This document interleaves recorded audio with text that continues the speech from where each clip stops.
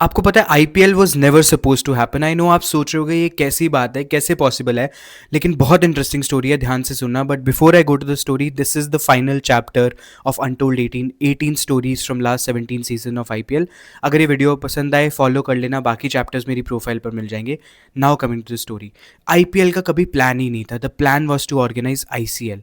1990s में ललित मोदी एक idea लेकर जाते हैं बीसीसीआई के पास with the name of ICL, Indian Cricket League, जहाँ पर एनबीए स्टाइल फ्रेंचाइज होंगी, सिटी बेस्ड टीम्स होंगी एंड प्राइवेट ओनरशिप होगी। एंड उस टाइम पे बीसीसीआई इस आइडिया को रिजेक्ट कर देती है। 50 ओवर फॉर्मेट में खेले जाने वाला प्रपोजल था वो, एंड ये आइडिया शेल्फ हो जाता है। धीरे धीरे टी20 का राइज होता है। 2007 में पहला वर्ल्ड कप ऑर्गेनाइज होता है, जिस टाइम पे इंडिया को होप्स भी नहीं थी उस वर्ल्ड कप में बहुत ज़्यादा, लेकिन इंडिया वो वर्ल्ड कप जीत जाती है। सडनली टी20 फॉर्मेट सबका फेवरेट बन जाता है। शॉर्ट फॉर्मेट है, क्रिकेट है, साथ में एंटरटेनमेंट है, एक परफेक्ट कॉम्बिनेशन।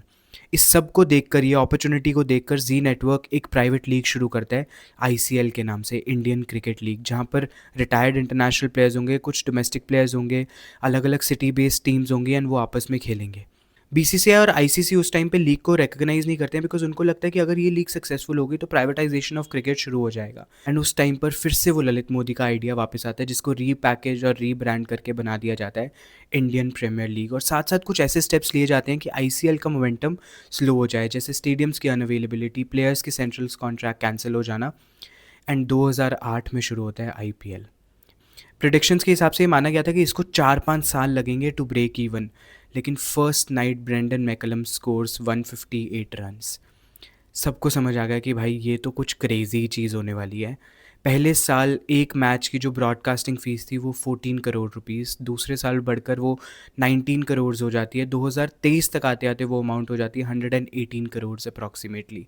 पर आईपीएल बीसीसीआई के लिए सिर्फ एक पैसा कमाने का सोर्स नहीं है। आईपीएल की वजह से एक इसके अराउंड पूरी एक इंडस्ट्री क्रिएट हो गई है।